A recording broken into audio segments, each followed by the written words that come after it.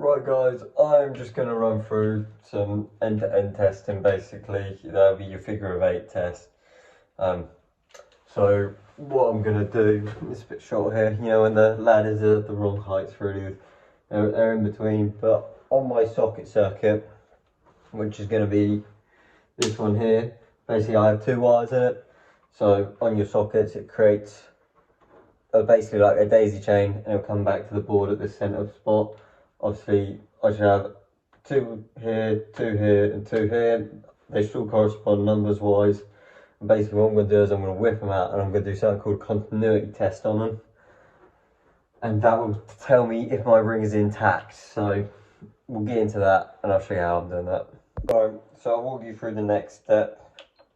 So I've got my tester set to the continuity one. I'm using a Mega orange on there.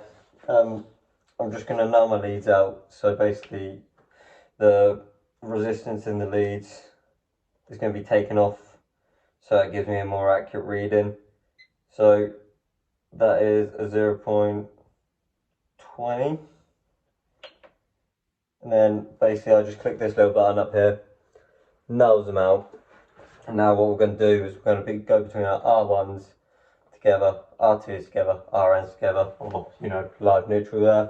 We'll look for the lives and the neutrals. Obviously I'm going to be saying line, but yeah, my line conductors and my neutrals are going to be similar, and my earths will be higher, and that's what we're looking for.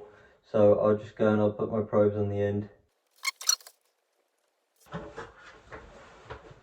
Right, so that's all checked out now. I'm just going to go ahead and I'm going to put them back in the board where I found them.